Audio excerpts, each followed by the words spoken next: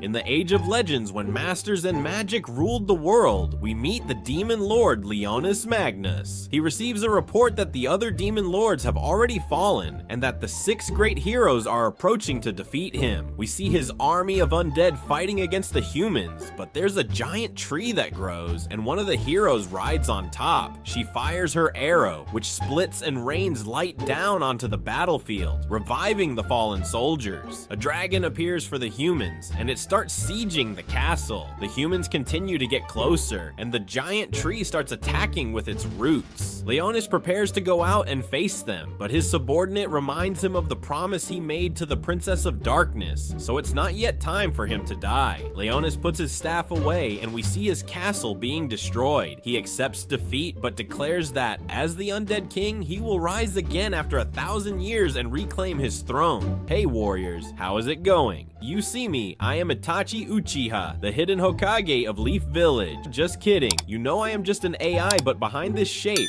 I am here to entertain you with enormous amazing recaps of all animes you can imagine. So without talking too much, let's dive in our story.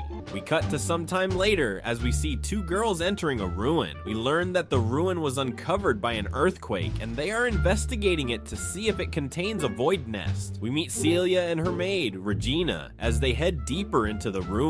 Regina wonders if they will really find any void, but Celia reminds her that the void are creatures that like to nest in deep underground ruins. We see them using a counter to help detect the presence of the void, and they come across some strange statues. They think that the room could be some kind of important tomb, but they continue to explore. Their counter spikes as they approach a door, but it seems to be magically sealed. Celia examines the inscription, but she struggles to understand what it says. Regina thinks she will take a while to decipher it, so she decides to explore on her own. Celia keeps on examining the text, but when she touches it, the door suddenly opens for her. The room lights up, and a giant crystal is revealed on the other side. Celia's counter goes wild, and it even ends up breaking. She gets a closer look at the crystal, and she realizes that there's someone inside. We cut back to the past, when Leonis finds the Princess of Darkness, Roselia. She reminds him of their promise, that in 1,000 years' time, a human who can be a vessel for her power will appear, and it's his duty to find them. Leonis begs her to stay with him, but she just flies away. We see Celia trying to destroy the crystal, but her weapon seems to have no effect. Leonis is awakened by the disturbance, and he wonders how she entered the room, because it should be sealed by magic. He wonders if 1,000 years has passed, and uses a spell that allows him to understand Celia. He thinks she is some kind of grave robber, so he prepares to punish her, and his crystal suddenly shatters, blowing her away. He approaches to punish her, but Celia is suddenly confused by what a child is doing there. Leonis sees his reflection, and he is shocked to see he's just a child. He wonders if his reincarnation ritual failed, and it seems he has returned to his younger self, back when he used to be a hero. Celia wonders what he was doing in the crystal, and she immediately checks to see if he's okay. Leonis gets embarrassed, and he even finds Celia kind of cute. Celia thinks he must be suffering from some kind of amnesia, and she immediately tells him that she will protect him. Leonis can't believe a demon lord like himself is being treated this way, but part of him enjoys it, and he ends up passing out. When Leonis wakes up, Celia gives him some food, but we learn he has lost his sense of taste centuries ago. He can't believe his body would lose consciousness due to hunger, and he thinks it's an embarrassment. He wants to punish Celia for her disrespectful behavior, but thinking about how she shared her food with him, he thinks she might not be so bad. Celia introduces herself to him, revealing that she's a swordsman in training at the Holy Sword Academy. She asks to know more about him, so he introduces himself as Leonis Magnus. She finds his name interesting, and Leonis thinks she must recognize it from the legends passed down about him, but she just thinks it's a cute name, and she even calls him Leo. She wonders how he ended up in the ruin and thinks he must have been kidnapped and trapped by the void. Leonis doesn't know what she's talking about, and he asks about the void. Celia is surprised he doesn't know, but she explains that they are the enemy of humanity that suddenly appeared 64 years ago. Meanwhile, we see Regina exploring on her own as her counter starts going off and a crystal starts to move. She immediately activates her holy sword and she prepares for a fight. Celia explains that there's still much they don't know about the void, and Leonis wonders what year they are in. However, it's not clear how long it's been because they are now using a different calendar system, and Celia just tells him that it's the 64th year. There is suddenly an explosion and Regina reports the appearance of a colossal void. Celia jumps on Leonis to protect him from the debris, and she tells him not to worry. The wall is suddenly destroyed and an overclass void appears. Celia tries shooting it with her weapon, but it doesn't do any damage. Leonis prepares to defeat it, wanting to protect his mausoleum, but he suddenly trips over his cloak because he isn't used to his body. The monster gets even closer, but it suddenly gets blasted as Regina appears. She wonders about Leonis, but Celia tells her she will explain it later. The monster starts to get back up, so Regina transforms her weapon into an even bigger cannon, blasting it in the chest. The monster manages to survive, and Leonis is surprised, recognizing Regina's power on the same level as a level 4 explosion spell. Regina tells them to escape while she finishes off the void. Celia doesn't want to leave her, but thinking about Leonis' safety, she agrees to go. As they run, Leonis thinks about how everything seems to be going wrong. He thinks about going back and destroying the monster, but decides to stick with Celia so he can get more information about the current world. Their path is blocked by another void monster, and Celia tells him to run. She prepares to hold it off, but Leonis thinks about revealing his power and defeating it. He is about to cast his spell, but Celia suddenly pushes him away as the monster attacks and cuts her down. She's thrown to the side and she starts bleeding out, but she still worries about Leonis, telling him to run away and apologizing for being unable to protect him.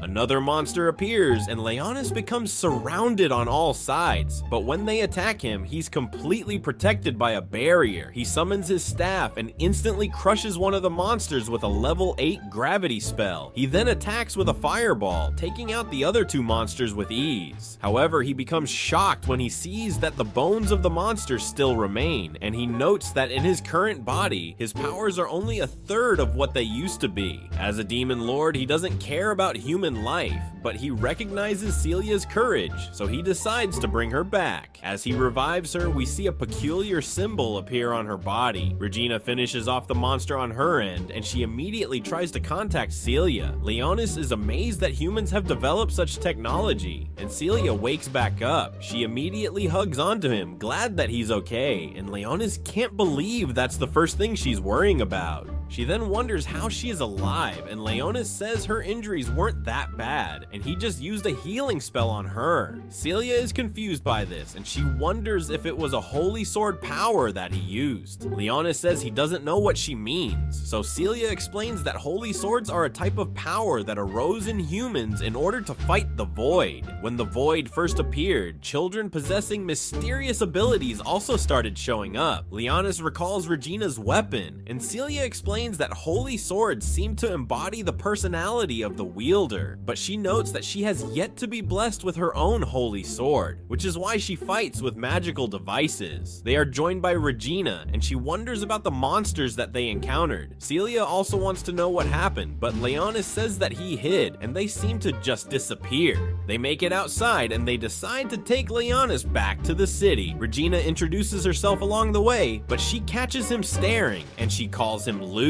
Celia tells her not to be weird, but Regina continues to tease him, and Leonis can't believe that a demon lord like him is being ridiculed by a girl. However, they reach the city, and Leonis is amazed seeing it. Celia reveals it's the 7th Assault Garden, humanity's last stronghold against the void, and Leonis can't believe he's really 1,000 years in the future. In a flashback to 6 years earlier, we see the 3rd Assault Garden under attack by an army of void. People take refuge in the mansion's shelter, where we see a young Celia and Regina clutching onto each other in fear. Regina is scared by the noises outside, but Celia reassures her by telling her that her parents and the other knights have never lost a battle before. The noises outside grow louder, so Celia tells Regina that she is going to join the battle with everyone else as soon as she's blessed with a holy sword, and that she is starting her studies the next week.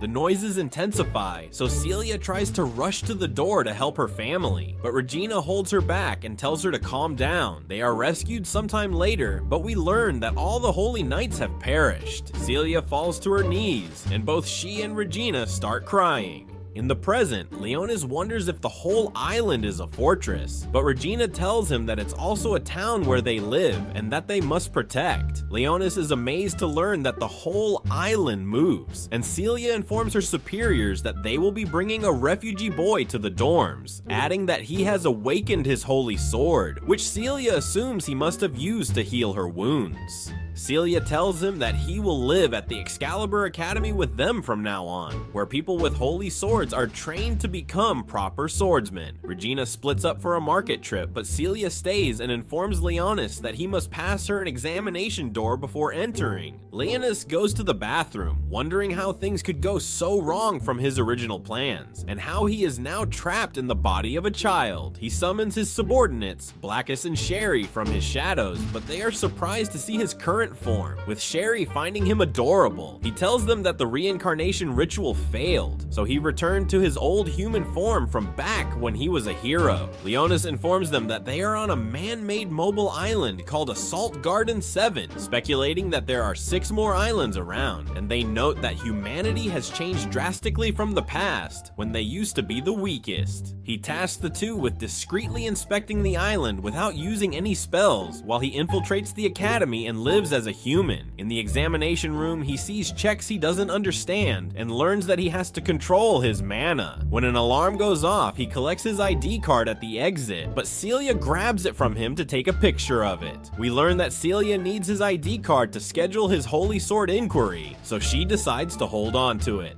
On their way to the academy, Leonis is surprised to see the peaceful nature of the island, and Celia reveals that it's because it has never been invaded by the Void. As he is given a tour of the academy, he asks why leisure facilities like the dance hall are needed, and is surprised to hear that they work better than strict military training. Celia shows Leonis the training grounds where his sword inquiry will be held, but she suddenly gets a headache and catches herself while saying that she should restart her training to acquire her holy sword. As they pass the dorms, a boy named Muzzle and his group stop them. He insults Celia and makes fun of Leonis. We see the girls are under the control of Muzzle's holy sword, and he invites Celia to join his harem, but she refuses. He grabs Celia by her hair, but Leonis gets angry and casts a spell that makes him fall to his hands and kneel in front of him. He warns Muzzle not to bother Celia, causing him to bring out his holy weapon, but a girl named Elfin steps in, threatening to report him to the Administration Bureau. Muzzle leaves reluctantly, and we learn that Elfin is part of Celia's platoon. As Celia introduces her to Leonis, she says that she couldn't join their expedition because it took her time to process the strange magical reaction noticed on the island, saying that an investigative team will be looking further into it.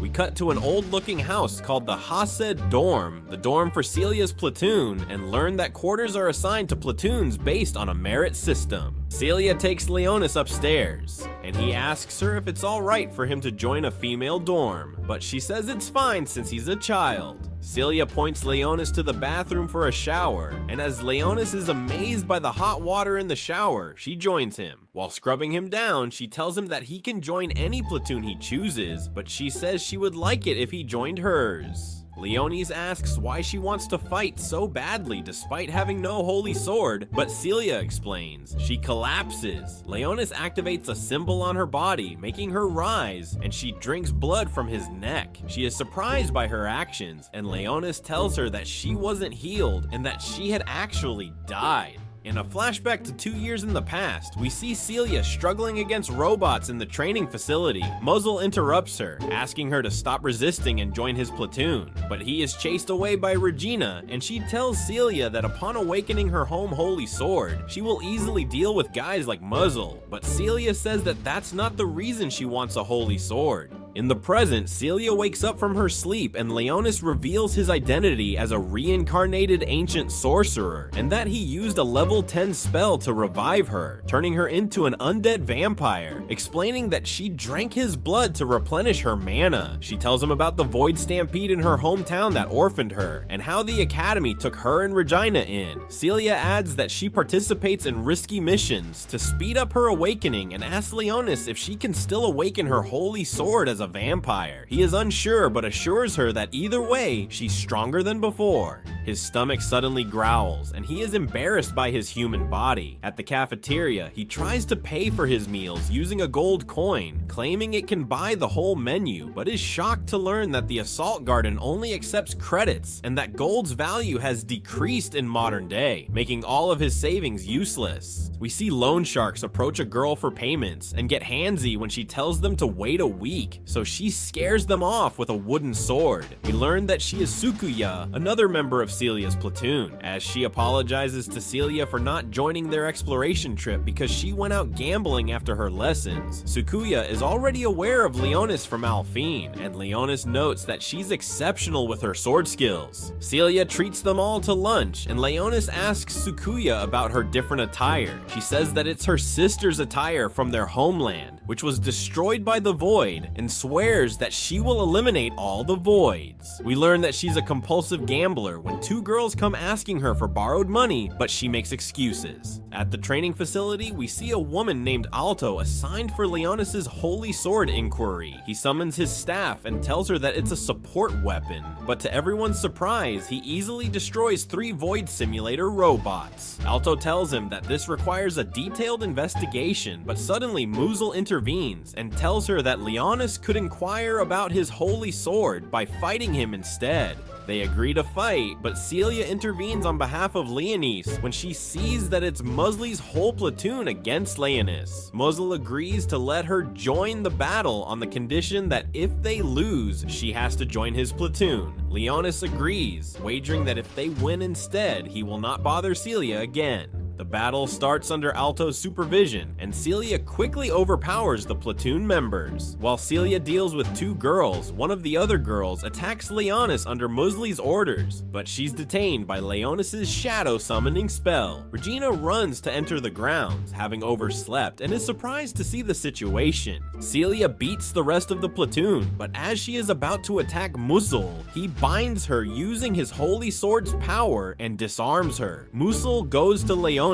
and as Leonis decides to deal with him and his platoon alone, Celia awakens her holy sword, the last remnant of the Crystallia family, in desperation to protect him. She escapes his bind and moves to attack, slicing his holy sword. His control over the girls and his platoon is broken, and they go back to normal. Musil surrenders, and Regina runs up and hugs Celia in celebration while the crowd applauds. Later, in the dorm, Celia thanks Leonis and says that as his minion, she will protect him, but asks him to make her stronger. A party is held in the dorm for Celia's achievement and for Leonis's joining their platoon. They argue about whose room Leonis will stay in, and he says it's best to stay in Celia's room as she was the one who found him. Leonis is in Alphine's room later to register himself with the Academy's network. She tells him that she used to be an attacker in her previous platoon, but is now the data analyzer because she lost her original powers after seeing her friends die to Void enemies. Leonis gets registered and borrows Elfin's tablet. He looks at the map of the world on the tablet, recalling what the places used to be during his time, and notes that the Void seemed to appear where ancient battles took place. Blackus rises from his shadow and informs him that the whole city is powered by a massive mana crystal called the Power Plant. Sherry appears immediately after, reporting that Leonis and the war have been forgotten by the masses, which he finds strange. We see divers underwater beneath the island, searching for a possible Void outbreak, when they are suddenly attacked by a tree-like creature that calls out Leonis's name.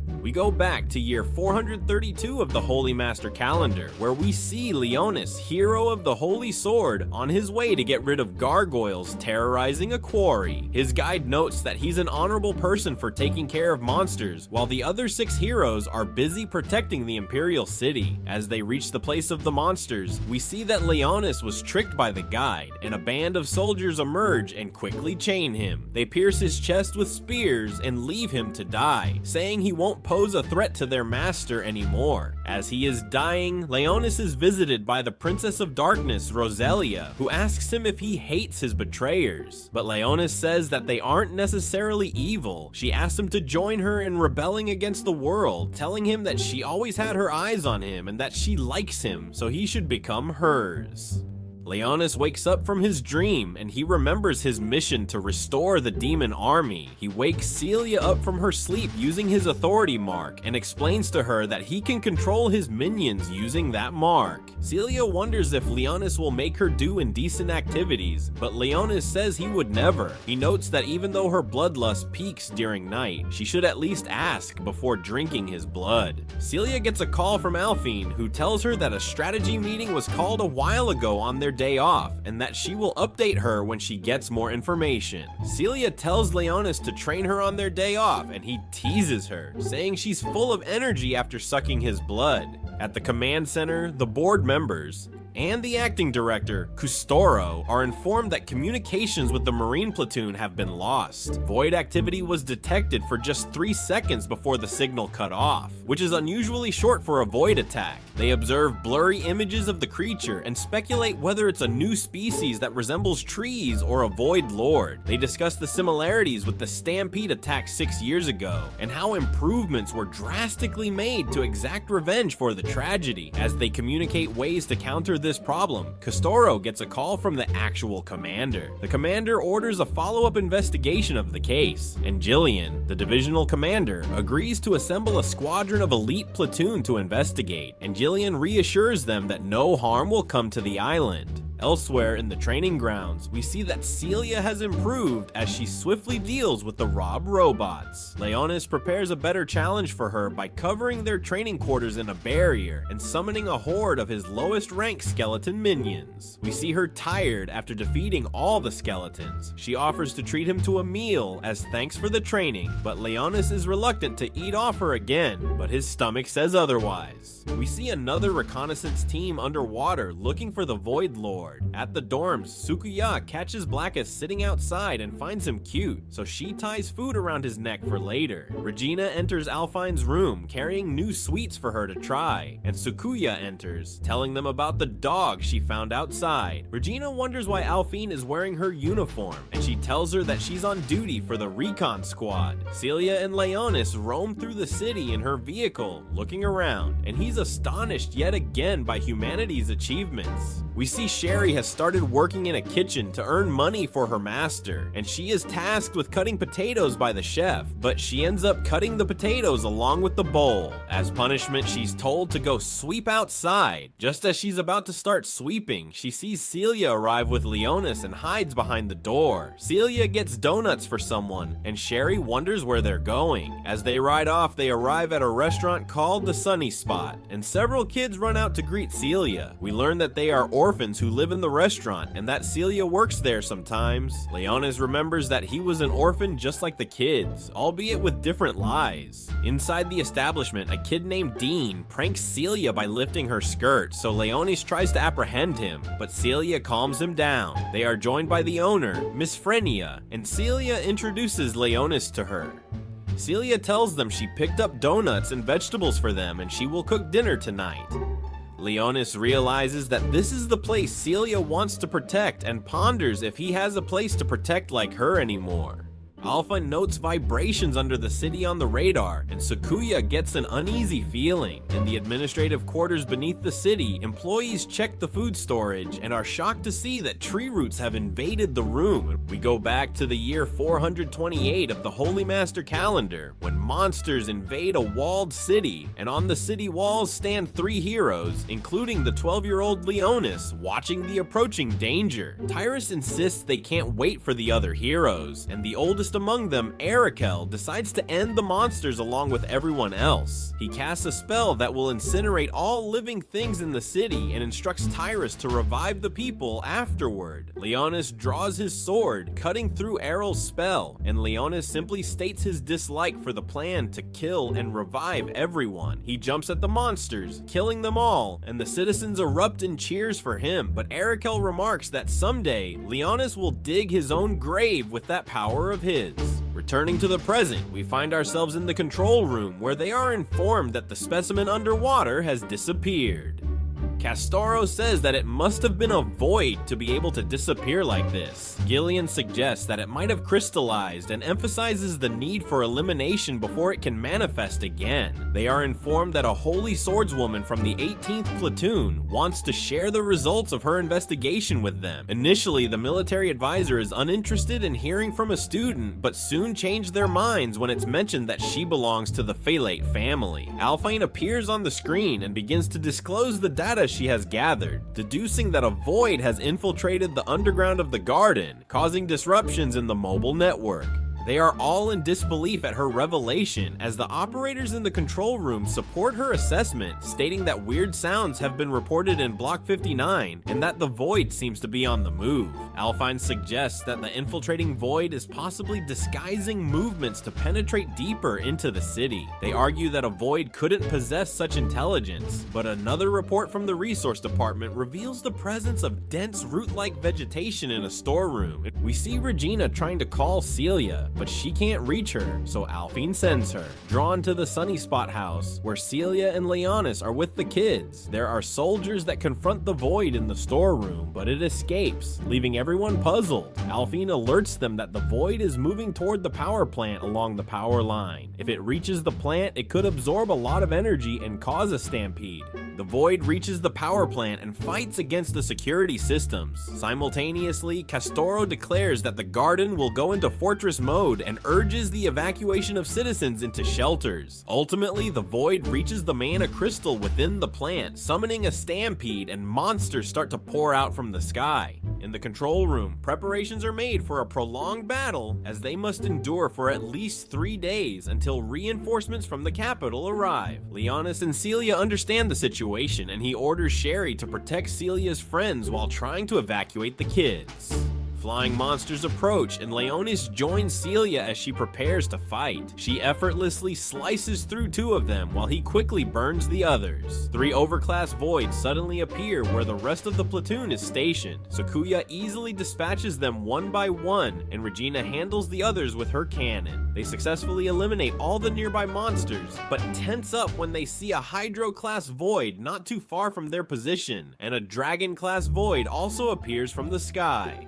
Leonis scoffs at how even the mighty dragons have turned into mere voids, and decides to kill it himself. He tells Celia to protect him, while he casts a powerful spell and shoots the dragon down using a level 10 spell, but surprisingly, it's still alive. As it falls near him, the dragon breathes fire, knocking Celia to the side, but Blackus emerges from the shadows to buy time for Leonis to cast another spell. Blackus manages to hold off the dragon until Leonis finishes his casting, ultimately defeating the dragon. However, victory is short-lived as the ground begins to tremble, causing a crack to appear, and thick branches emerge, snatching Celia and swiftly pulling her down. Leonis hurries toward the crack, but additional branches emerge, blocking his path. The branches unite to create a monster that addresses Leonis by name, and he recognizes the monster as Arakel. In a flashback to the year 434 of the Holy Master calendar, at the undead capital of Necrosa, we see Leonis returning to the castle after a battle, where he is greeted by Rosalia. It's clear that Leonis is gradually transforming into an undead, with half of his face turned into a skeleton. Leon shares that he was victorious in battle against a formidable enemy, gifting Rosalia the spoils, but she asks him to keep them safe for her.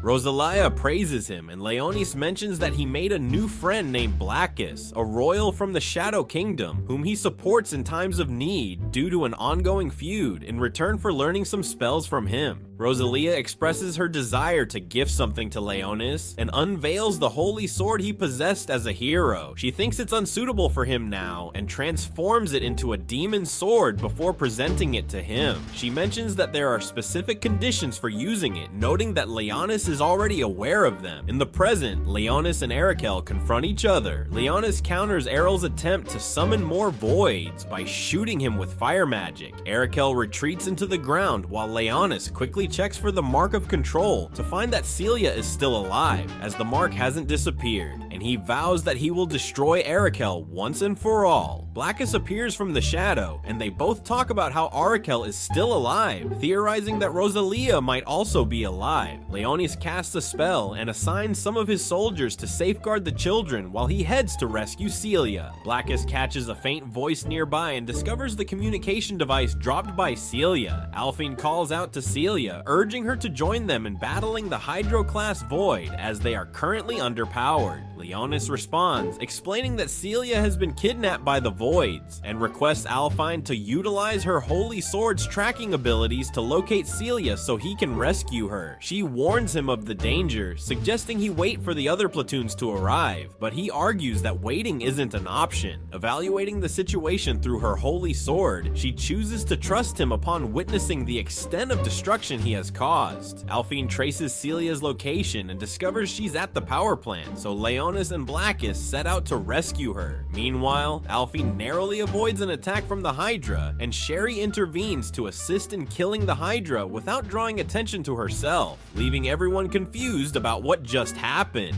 Leonis rides Blackus to the plant, and Blackus questions why he is trying to protect the humans. So Leonis admits that he has developed a liking for them. They enter the plant with a blast, and Leonis attacks Arakel with a fire spell, but Arakel is unfazed due to his regenerative abilities. Arakel claims that he should have perished 1,000 years ago, so Leonis responds that he didn't die, but had only sealed his soul. Arakel asserts that the world has changed, and it will be rebuilt along with the empty star. Leonis wonders what he's talking about, but Arakel ignores the question and says that he has been chosen to be the bringer of the good news. Faces emerge from all the branches, leaving Leonis shocked as he realizes that Arakel has assimilated with the priests of the Sacred Order. Meanwhile, Celia is tied up by the branches somewhere deep. As they begin to attack back, they quickly realize that they are losing their mana too rapidly, suspecting that Arakel is draining their mana. The situation becomes more challenging as all the assimilated faces join the attack, and Leonis realizes that the only way to prevail is to locate Celia and awaken her. During the fight, Leonis covers the earpiece with his blood and begins searching for Celia. Powered by her desire to protect everyone, spikes suddenly shoot out from her blood, destroying some of the branches that are restraining her. Leonis deduces Celia's location and shoots the earpiece at her, piercing her and awakening her vampire powers. She escapes and reunites with Leonis. As Blackus disappears to recover, Celia inquires about what Leonis did, and he mentions he gave her some of his blood. They prepare to confront Arakel, who begins casting multiple level 10 spells capable of causing widespread destruction. In response, Leonis asks Celia to protect him while he takes on Arakel. Celia defends against the monsters using her blood manipulation, while Leonis readies his next move, drawing out the demon sword. It's revealed that the condition to use the demon sword Dan sleeve is that he must only use it while protecting his kingdom, so he declares the 7th Assault Garden as his kingdom, making all its citizens his subjects, and vows to protect them. While Blackus is surprised that the Dan sleeve agrees with him, Arakel claims changing the world's fate is impossible, but Leonis is determined to conquer destiny as he attacks Arakel using a powerful sword technique, finishing him off.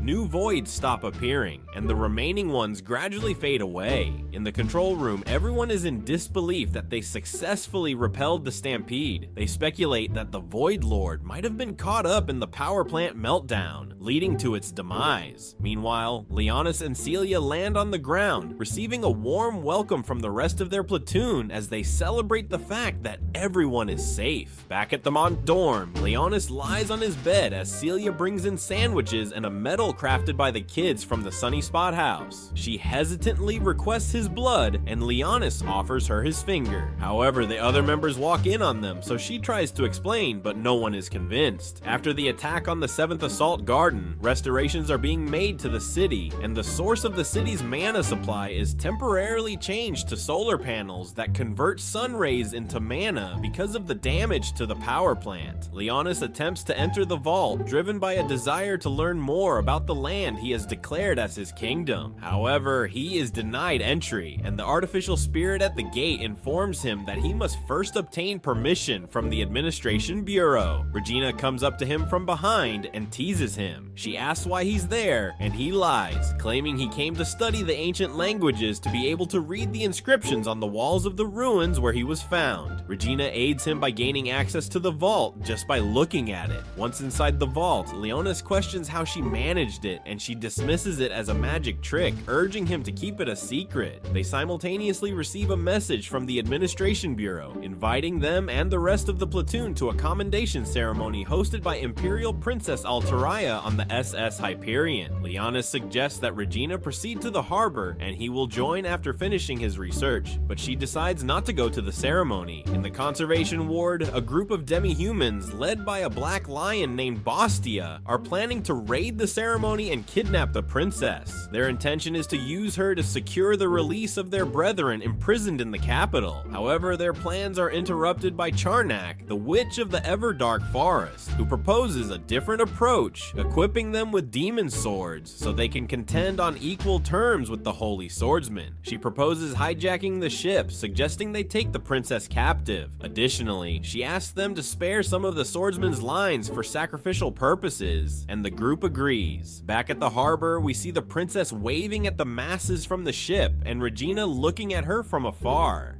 Leonis meets up with the rest of the platoon and gives Celia a keychain he had bought for her, which she appreciates. On their way to the ship, they are stopped by Fenris, a childhood friend of Celia who irritates her by calling her platoon lazy, and they both start fighting before being separated by Alphine, but she congratulates Celia for awakening her holy sword as she leaves. Meanwhile, we see that the demi-humans have infiltrated the ship from the seaward side, as the security is lightest there, disguising themselves as the soldiers they just killed. On the deck, the other platoon members are enjoying their time together, while Leonis reads the information from the vault and realizes that history was intentionally erased by someone. Sherry appears before him, disclosing all the information she has gathered about the ship. Leonis expresses his appreciation and gives her a churro as a gift. That it leaves her disappointed, Celia approaches Leonis and persuades him to join her for a swimming lesson. But during the lesson, he regrets agreeing with her because Leonis finds it difficult to concentrate, distracted by her swimsuit. Meanwhile, the princess is on her way to deliver a speech with a few guards, but they are ambushed and killed by the demi-humans in disguise, who capture the princess while her pet manages to escape. The deck is also taken over by the demi-humans. They unveil their demon swords, but as Fenris is about to attack them, they threaten to shoot the civilians, so they have no choice but to comply. An elderly elf of the demi-humans uses his apple detonation bomb to keep them in check while their belongings are confiscated. They declare the hijacking is to negotiate a trade with the government. When military advisor Balder questions their intentions, a beastman gets annoyed with Fenris's taunts and spills that they were granted their new powers by the princess. Leonis whispers to Celia to split up as he goes to save the princess, silently disappearing into the ground with his shadow. In the control room, the princess, under the captivity of Charnak, activates the engine using her elemental powers in exchange for safe passage for the civilians. Bastia orders her to set sail to the capital, but she notices a void nest in their path. We learn that Charnak's true intentions are to sacrifice holy swordsmen tainted with void miasma, so Bastia attempts to stop her, but becomes engulfed by flames emerging from his demon sword, and Charnak threatens his minion to follow her unless he wants to suffer the same fate. Regina arrives at the harbor and is confused to see the ship trying to set sail. The princess's pet finds her and asks Regina for help. With the pet, Regina quickly jumps aboard the escaping vessel and finds a lost Leonis in the corridors. We shockingly learn that the princess is Regina's younger sister. As she asks Leonis for help, we learn Regina was born as the fourth daughter of the king, but was sentenced to death due to being born on the same night when a calamity star shone in the sky. Because the kingdom thought it was a bad omen, Duke Crystalia pleaded to the king and spared her life under a guise. She was entrusted to the family of one of the Duke's sons, and she grew up together as the maid of Celia. Regina reveals her real identity to Leonis. She tells him that she came to the harbor to observe her sister, but met her source spirit, her pet Carbuncle. Leonis tells her that the princess has been kidnapped by a group of demi-humans who have taken over the ship, and they decide to go rescue her. On Celia's side, Alphine asks her to cause a distraction so she can jam the detonator with a drone that she has hidden in the chandelier. Celia uses a fork nearby to prick her finger and use her vampire powers. Leonis and Regina make it to the control room, but are surprised to find it empty, with the auto steering of the ship chip-locked. Leonis suggests calling out to the princess using her royalty powers, but Regina is reluctant about revealing her identity. So Leonis argues that the princess's safety is more important. She links up with the princess using Carbuncle but doesn't reveal her identity. The princess tells Regina her location and gives her the access code, asking her to stop the ship from colliding with the Void Reef. Leonis entrusts her with stopping the ship while he goes to save the princess. In the hostage room, the girls free themselves and attack the hijackers. Alphine jams the bombing signal with her drone as Celia splices the detonator with her blood.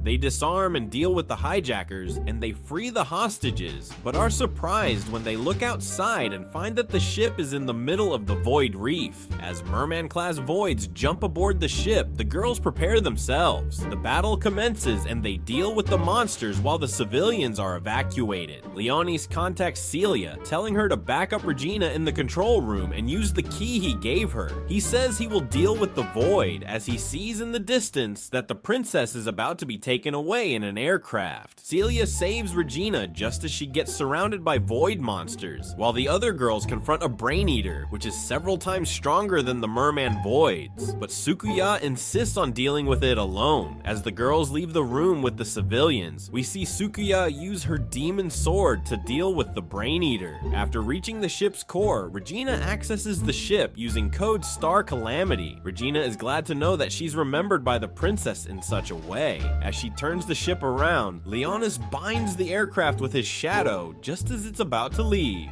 The ship and fireballs the void surrounding it while bragging about punishing his kingdom's enemies as the Demon Lord. Fenris and Alphine are surrounded by voids when Sherry saves them in a flash without drawing attention to herself, leaving the crowd confused. We see a tired Sukuya in the other room after finishing off the Brain Eater. Confronting each other, Leonis reveals that he's the Demon Lord to Charnak, but she doesn't believe him. He is easily able to stop her spells and binds her with his magic. Leonis interrogates her, and she reveals that her objective is to offer demon swords created by corrupting holy swordsmen to the princess. Leonis asks for the name of the princess, but just as she's about to reveal it, she's impaled by Bizarre Sword, a legendary blade known for slaying demon lords. We learn the blade is manifested into a void lord in current times, so Leonis casts a level 8 fire spell on it, but the blade absorbs it. It attacks Leonis using teleportation, and we see him struggle against it. As Regina watches him through a camera, she activates the ship's weapons, which start shooting at the Void Lord and the enemies nearby.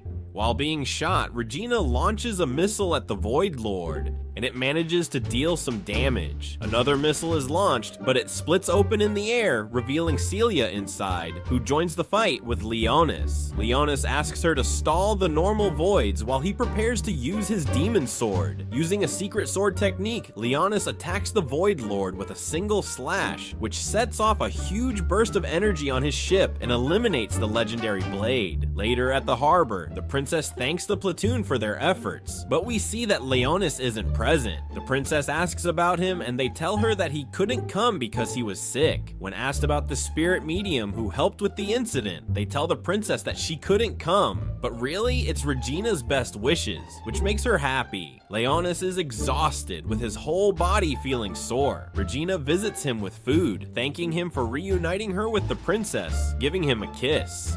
We see a group of soldiers pursuing the demi-humans as they hide underground, but the soldiers find them, telling them that they're under arrest. But the soldiers suddenly turn to stone as a strange man appears, using a spell which forces them to bow to him. He introduces himself as the Demon Lord, and he explains that the soldiers will soon return to normal, promising to give them a place of refuge if they swear allegiance to him. So they agree to join his cause, and he calls them the Devil Wolves, as he creates an underground labyrinth, telling them that the soldiers won't be able to see it, so they can use it to escape. He receives a call, and he realizes that someone is looking for him, so he takes his leave. We cut to Celia as she sees crows surrounding the dorm. Knowing it's because they're attracted to vampires, she thinks that Leonis might be able to do something about it, so she starts looking for him. But as she enters his room, she sees Sherry cleaning up, causing her to become confused. But Sherry suddenly disappears, so she thinks that she was just seeing things. She calls him, telling him that she's looking for him, but he hangs up and she decides to take a shower. Meanwhile, the Demon Lord returns to his room and he removes his disguise, revealing that he's actually Leonis. We learn that he's planning to rebuild his demon army, so he recruited the demi-humans, thinking they will serve him well. He enters Celia's room and he sees her dressing up, so he immediately apologizes, but Regina sees them, thinking she's interrupting them. At the dining table, Regina mentions the rumor that their dorm is haunted, saying people are talking about a black dog and a ghost girl. Celia thinks she met the ghost, saying she saw a girl cleaning Leonis's room, but he tells her that she was just imagining things, knowing she was referring to Sherry. She wonders where he went, so he tells her that he was preparing for today's match, saying he doesn't want to let her down. Regina reveals that they will be fighting against Fenris's platoon, knowing it's going to be tough, but Celia is determined to win. The match begins, and Celia is able to destroy an enemy's flag. Elfin senses attackers approaching, telling Regina where to find them, and she snipes them at a distance. Sakuya charges alone, trying to create a diversion while Celia destroys the enemy's flags, but she encounters frost wolves, and one of them bites her, causing her to fall. Fenris appears, saying she was able to see through their plan, so she made Sakuya chase her wolves while her attackers target their flags. She thinks that her platoon is going to win after she defeats Celia, so she prepares for battle, telling her companion to deal with Leonis. She charges at Celia, managing to push her back, and she summons her wolves, using them to restrain Celia. Her companion tries to shoot Leonis, but he manages to block it, and he uses a spell to manipulate his shadow, using it to strangle her. Celia manages to break free, and she lunges at Fenris, managing to overpower her. Leonis recognizes Celia's strength, thinking she's destined to be his right-hand man, and they end up winning the match. Meanwhile, we see a mysterious man named Nephicus as he offers demon swords to his princess, saying it's almost time for her to awaken. An assault garden appears, and in the control room, everyone sees a picture of it as Celia recognizes it as her hometown, the third assault garden, which vanished into void territory 6 years ago. We learn that it's sailing toward them, and it will reach them in 7 days. They are informed about a distress signal, which was sent on 2 separate occasions, so it's possible that there are survivors in the city. Their superior orders them to investigate it and stop the assault garden, saying the mission must be completed in 72 hours. Elfine wonders why they were chosen for the mission, thinking it must be because Celia is from the third assault garden and is the last surviving member of the Crystalia family. Their superior sees this as a possibility, but she tells them that it was the administration bureau's idea, and she believes that their platoon can accomplish the task. Celia accepts the mission, and the next day, Leonis notes that he saw the Sacred Order's mark in the city, so he wants to find the person responsible. He orders Blackus to look after his kingdom while he's gone, and he tells Sherry to join him. They fly to the city, as Regina tells Leonis to rest on her lap, and she starts cleaning his ear. He recalls the moment he shared with Rosalia, where she told him that she doesn't have much time left. She said that she will reincarnate after 1,000 years, and he told her that he will look for her, saying he will never rest until he finds her. They arrive at the third assault garden, but a thick fog surrounds it, so they need to search the area on foot. Celia tells the girls to investigate the distress signal while she and Leonis try to stop the assault garden, and Elfine orders her drone to follow Celia so that she can check up on her.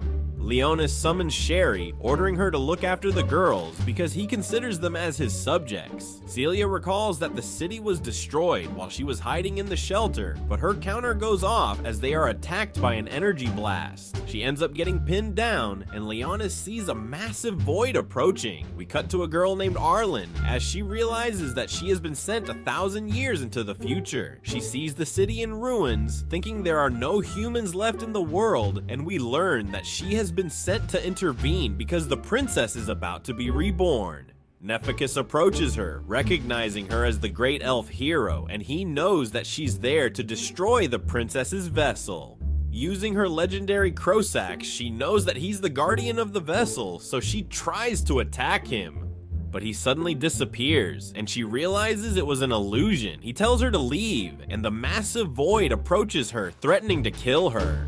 We return to Celia as the void prepares to attack her, but Leonis uses a spell, transporting her to an underground tunnel. The void fires an energy beam, but he blocks it with a shield, and he summons a fireball, but a barrier protects the void. He recognized it as a holy protection spell, thinking the void is trying to mimic an angel, but he knows that it's no match for him. Meanwhile, the girls see explosions in the distance, as Alphine notes that her drone has been destroyed, so they decide to look for Celia. The void launches arrows, but Leonis deflects it, and he uses his level 8 gravity spell, trying to crush it to death, but it manages to overcome his magic. So he goes further, casting a level 9 spell, which summons a ball of light, and the void struggles against it. He follows up with a lightning spell, and he manages to land a direct hit, killing the void in an instant. He approaches Celia, telling her that he was able to defeat it, but he realizes that she's seriously injured, so he tells her to rest, knowing it will take time for her to recover. At that moment, they see ghosts approaching, and she sees the Duke's family crest, so she realizes that they are loyal to her father. The leader, William, reveals that he was the one who sent the distress signal, telling her that he wants to deliver a warning. He thinks that the 7th Assault Garden is in danger because there is a new Void Lord in the city, and it has merged itself with the city's power plant to gather energy. He believes that it's about to awaken, so Celia thinks she should warn everyone, but she knows that no one will believe her, so she needs to find proof that there's a threat. Leonis reminds her that she still needs to recover from her injuries, and William tells her that he has arranged a car for her, offering to take her to the mansion. We learn that the ghosts are made of mana, so they can still drive the car because it's a magical device. But Leonis thinks that it's too slow, so he summons his horses and uses them to pull the car, allowing them to travel faster. We return to the girls as they encounter Arlen, thinking she's a survivor, but she threatens them with her sword. She thinks that they're working for Nephicus, so she tries to attack them, but Sakuya stops her and they start to fight. Sakuya manages to defeat her, but decides to spare her life, knowing she's too injured to fight well. Celia receives a call from Alphine, asking her about the void she encountered, so she explains that it has already been dealt with. She tells Alphine that there's a void lord hiding in the city, saying it's tampering with the power plant, and this explains why the assault garden has been reactivated. She suggests checking it out, but Alphine explains that they found a survivor, and they are still treating her wounds, so she tells them to go to the mansion after they're done. Leonise gives her a present, telling her that it has the ability to convert mana into physical strength, but he warns her that it will quickly consume her mana. He stores it in her body, telling her to imagine herself wearing it when she wants to use it. She wonders why he gave it to her, so he tells her that he doesn't want her to get hurt, saying she should keep herself safe, and he gives her keychains, telling her that it brings good fortune. The girls treat Arlen's wounds, and she explains that she got hurt while fighting a void. She wonders what they're doing there, so Alphine explains that the city was destroyed 6 years ago, and they were sent to investigate how the assault garden was reactivated. Alphine asks her the same question, so she reveals that she's on a mission to defeat the princess, and she's about to leave, but everyone hears her stomach growling, so Sukuya gives her food, as Alphine tells her that it's their duty to protect her. We see Nephicus as he prepares for the resurrection of the princess, but a void approaches him, telling him that his angel has been killed. He thinks that a human defeated it, and he finds this hard to believe, thinking whoever did it is a threat, so he decides to intervene. Celia arrives at the mansion and she enters the library as she recalls that her father used to spend time there. The ghosts use magic, allowing her to see the library before it was destroyed. She recalls that her father told her a story about an evil demon lord who made Master angry, so he sent a hero to deal with him. Her father told her that the demon lord was ultimately defeated, but he isn't sure if that's the real ending of the story. Nephicus ruins her moment and she wonders if he's a survivor, but he takes this as an insult and he attacks her, knocking her out. In a flashback, we see Celia as her father tells her to evacuate to the shelter. She tells her father to go with her, but he explains that he has to stay and fight, reminding her about their family's duty to protect the people in the city. But he tells her that she needs to evacuate because she still hasn't awakened her holy sword. He reminds her about the story of the demon lord, saying he's truly evil, but he will return during their most desperate hour to defeat the voids for humanity. Back in the present, Nephicus thinks that he went overboard using a level 3 spell, but as the dust settles, he sees skeleton warriors, wondering who summoned them. They tell her that they will protect her, and he thinks that she's their master, preparing to obliterate them with a level 6 spell, but at that moment, Leonis arrives, casting a fire spell which blows him away. Celia inquires about the skeletons, so Leonis tells her that they were summoned using the keychains he gave her. Nephicus manages to overcome the spell, telling Leonis that he isn't an ordinary human, so it isn't strong enough to kill him. He summons a fire blast, but Leonis counters with an ice spell, and he manages to overpower Nephicus. He's surprised by what Leonis can do, wondering who he is, and he proceeds to interrogate Nephicus. But at that moment, the ground starts shaking, and Nephicus laughs, knowing the princess has awakened. He thinks that he's no longer needed, so he escapes through a portal, telling Leonis that the world is about to come to an end. Leonis recalls that he saw Nephicus during his past life, and he served as the retainer of the Lord of the Underworld. Leonis wonders what he's doing there, thinking the princess could be Rosalia. The mark of the Sacred Order appears as the princess emerges, and William reveals that she's the Void Lord he mentioned. Angels surround her, and Leonis sees her face, realizing that she was created using the remains of the legendary hero, Resurrection. Regina watches the event unfold, informing everyone about the princess, so Alphine uses her drone to activate the ship and launch a distress signal, calling for reinforcements. The angels attack the platoon, as Alphine notes that it's impossible for them to retreat, so they won't survive unless they defeat the princess. She explains that she will use her drone to look for a vehicle so that they can close the distance and attack the princess. Everyone fights the angels, destroying their bodies, but they instantly regenerate, so Alphine runs a scan, and she reveals that the head is their weak spot, so everyone aims for the head, allowing them to defeat the angels. As Leonis recalls that Resurrection had the power to restore life, which explains why the angels are able to regenerate. As the fight drags on, Leonis notices that the princess is approaching them, and Alphine is able to find some vehicles, so she tells the others to cover her while she activates it. Leonis attacks with his fire, destroying multiple angels as he notes that they might be able to defeat the princess, but there are countless angels surrounding her, so he will need to attack her head on. He uses a level 10 magic, which summons an enormous ball of light, incinerating her body as it completely engulfs her, but she instantly regenerates and she prepares to cast a spell. So, Leonis puts up a barrier. She starts raining fire, covering the area in flames as Arlen watches from a distance, knowing the princess used a level 11 spell called Nemesis, which is capable of causing widespread destruction. Leonis is able to block it, but he sees a swarm of angels approaching, so he tells Celia to protect him while he attacks the princess. She uses her blood to create wings, and she uses it to defeat the angels while the skeleton warriors assist her.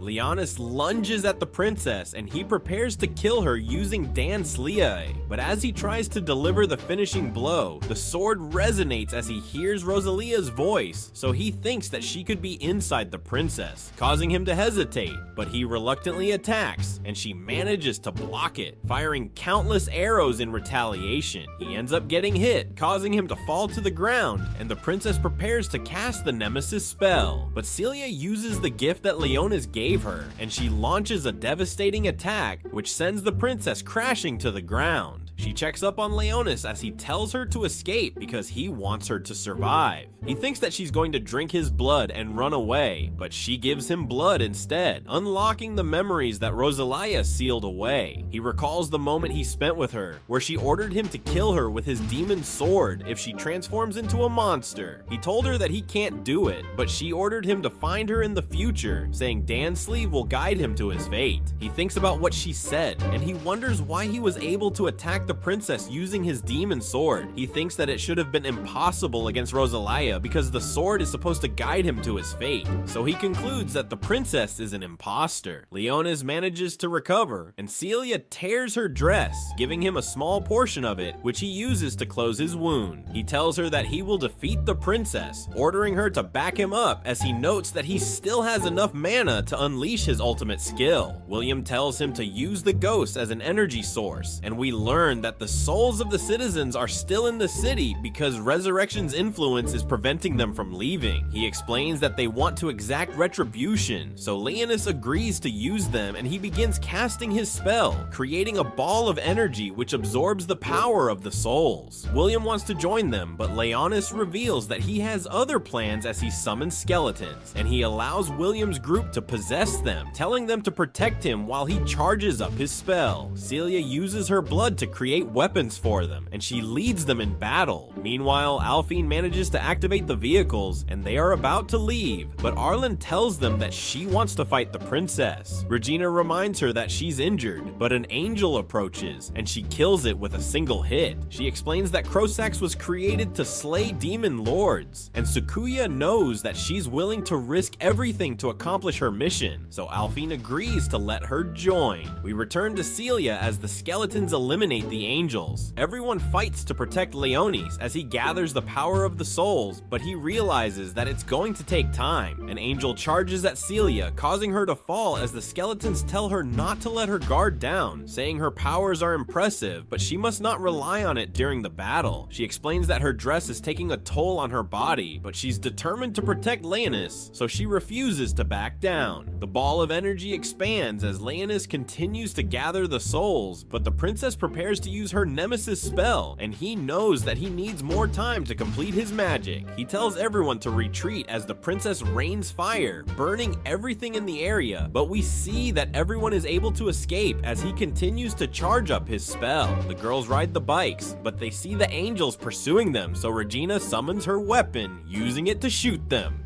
down. They see the princess at a distance, and Arlen preserves her strength. They realize that the road has been destroyed, so they activate their thrusters, allowing them to jump over the gap, but a huge angel appears, and it prepares to attack them with an energy blast. But it suddenly gets pulled away, and it crashes into a building, killing it in an instant. We learn that Sherry protected them, thinking the angel could be a worthy opponent, but she's disappointed by how weak it is, realizing she's overpowered. Meanwhile, Leonis has completed his spell, but he realizes that the princess is preparing to destroy everything, so he absorbs the energy into Dan's sleeve. She lifts a building and she throws it at Leonis, but Celia cuts it in half and destroys it. He unleashes the full power of Dan's sleeve, but he sees a barrier protecting the princess, realizing that it's a high-level protection spell. But at that moment, the girls approach the princess, and Arlen prepares to strike with Krosax. They charge at her as Regina and Sakuya attack with everything they have, but it doesn't do anything. But Arlen unleashes her ultimate skill, piercing through the barrier and injuring the princess. But the girls crash to the ground and they end up losing consciousness. Leone sees his opening as the princess uses Rosalia's voice, but he knows that she's a fake, so he attacks her with his full power, unleashing a massive burst of energy which completely destroys her body. With the princess defeated, William and his men can finally rest in peace, but they tell her that they are grateful because they were able to serve her during their final moments. Celia hears the girls calling out to her, so the skeleton warriors go into hiding as she is reunited with Regina, and Sakuya tells her about Arlen, thinking she was the one who defeated the princess. Reinforcements arrive, and Fenris is happy to see that everyone is still alive, ordering the medics to give them medical attention. As they fly to their base, Leonis realizes that Arlen destroyed the princess's protection spell, but he wonders what she's doing there. Knowing she's a hero, he asks about the book that Celia is reading, so she tells him that it's a story about a demon lord, and she reads it to him as he realizes that he fits the description of the demon lord, but he notes that the story isn't accurate, so he thinks that it's just a fairy tale. They return to their dorm, where we see Leonis with Blackus and Sherry as they discuss Nephicus, knowing he was behind the princess's awakening, so they think he should be dealt with. Sherry tells Leonis to be wary of Arlen, thinking her goal must be to eliminate him. Arlen regains consciousness, realizing that she still hasn't faded away, so she concludes that she hasn't completed her mission, so she escapes from the medical facility, determined to find her target. Sherry gets jealous at Leonis for giving Celia the dress, but as they argue, Celia overhears them and walks in. Leonis is embarrassed seeing her in a towel, and she begs to have some of his blood, saying that using the dress left her drained, so he reluctantly agrees, and she jumps onto him. We see Leonis thinking about Rosalia, determined to continue looking for her. He thinks about rebuilding his demon army and expanding his empire so that all humans will bow to him once again. But we see a girl trip over, spilling her popcorn all over him. But that's where this video ends. To all Leaf Village ninjas, that is it for today. Recap: do not forget to join our clan, our army, my friend. You can do that by clicking that red button below the video. Destroy it for me with that bell.